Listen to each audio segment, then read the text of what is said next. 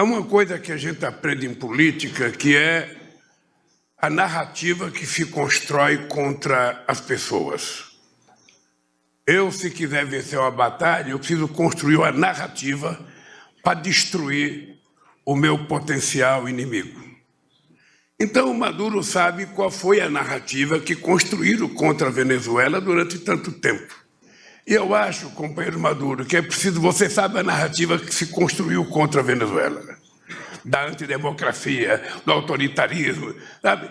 Então, eu acho que cabe à Venezuela mostrar a sua narrativa para que possa, efetivamente, fazer as pessoas mudar de opinião.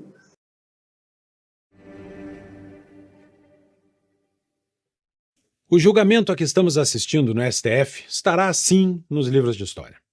Não só pela condenação de Bolsonaro, mas pela versão que será contada pela esquerda. A esquerda saiu do regime militar brasileiro como sendo a defensora da democracia e da liberdade. Essa é a narrativa que venceu. E as narrativas não são o registro do que aconteceu. Elas são uma história contada de uma forma específica para produzir um resultado escolhido. Não importam os fatos, não importam as intenções, importa apenas a percepção. E ela é construída, dirigida, como Lula ensinou a Maduro recentemente. Durante a ditadura militar brasileira, uma parte da esquerda se radicalizou.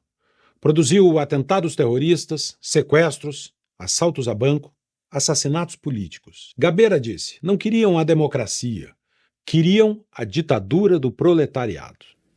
Todos os principais ex-guerrilheiros que se lançam na luta política costumam dizer que estavam lutando pela democracia. Eu não tenho condições de dizer isso.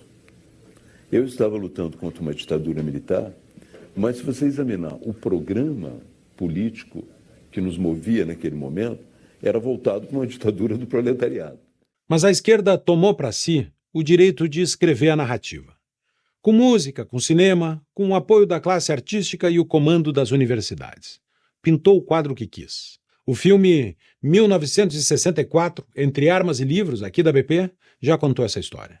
Na tal da narrativa, a direita era filhote da ditadura. Os partidos da direita, o antigo PDS e o extinto PFL, principalmente, eram nascidos da arena, que dava sustentação ao regime militar no Congresso. Já os partidos da esquerda brotaram todos do MDB, da oposição à ditadura. E assim, a esquerda usufruiu por quase 40 anos do privilégio de se dizer a protetora da democracia. Lutara contra a ditadura, contra a tortura, contra a censura, vejam vocês, por eleições e pelas diretas já. Foi com esse manto de santidade democrática que o PT foi crescendo, o PSDB foi inflando e a direita envergonhada foi murchando e desaparecendo. A série O Teatro das Tesouras, aqui da Brasil Paralelo, mostra esse processo. Ser de direita era moralmente condenável no país pós-reabertura. Mas isso mudou. O tempo passou. A ditadura militar foi ficando no passado, apesar do esforço da esquerda de manter a sua mística viva. Quem hoje tem 40 anos nasceu em 1985, com a eleição de Tancredo Neves e o fim do regime militar. Gerações inteiras não conheceram a ditadura. Além disso, aquela narrativa da esquerda redentora, democrata, libertadora, impuseram-se os fatos. A aliança do PT com Cuba, uma ditadura militar pura e simples, mas do bem, porque liderada pelo companheiro Fidel. A defesa petista do regime venezuelano, a mais evidente ditadura já sob Chávez, mas também sob Maduro. A parceria da esquerda brasileira com o Irã, uma ditadura sanguinária. E a subserviência à China, onde, aliás, ontem, Celso Amorim e Dilma Rousseff estavam. Lá, um desfile militar exibindo armamentos em uma ditadura plena, com censura e tortura estabelecidos como método, não ofende o PT e a esquerda. Mesmo a mais bem contada narrativa não resiste ao tempo e aos fatos. E a esquerda perdeu, por suas próprias atitudes, aquela aura que tinha conseguido desenhar para si mesma. E nasceu uma nova direita. Uma direita que não veio do regime militar, que em seu slogan tem a palavra liberdade e que levanta a voz contra a censura no Brasil. Que é antissistema e por isso conquista corações e mentes, inclusive na juventude, onde a esquerda acreditava ter um monopólio eterno. A direita, liberal ou conservadora, passou a desafiar as elites estabelecidas. La casta, como diria Javier Milei, ou o centrão, como se pode falar aqui no Brasil. A tal da narrativa construída pela esquerda no fim do século XX não sobreviveu ao século XXI. Mas ela serviu para estabelecer uma superioridade moral da esquerda sobre a direita durante 40 anos. Embasou a tomada completa das universidades, das redações, das artes, serviu como plataforma política para o crescimento dos diversos campos da esquerda. Produziu a hegemonia esquerdista no cenário eleitoral. Mas acabou. E a esquerda perdeu. E a esquerda entendeu. Entendeu que era preciso restabelecer a sua legitimidade democrática. A bandeira da defesa da democracia precisava ser recuperada. E veio o 8 de janeiro e a minuta do decreto de estado de defesa. Nasceu, então, o discurso do golpe, que é vital para a esquerda retomar legitimidade. Durante décadas, viveram como o lado certo da história, como as vítimas da ditadura militar. Até hoje, boa parte da produção cultural esquerdista gira em torno deste tema. Veja-se, por exemplo, Ainda Estou Aqui. O 8 de janeiro ofereceu a oportunidade perfeita para atualizar essa narrativa. Apresentar-se novamente como guardiães da democracia diante de uma suposta ameaça da direita. É sobre isso o julgamento que estamos assistindo no STF.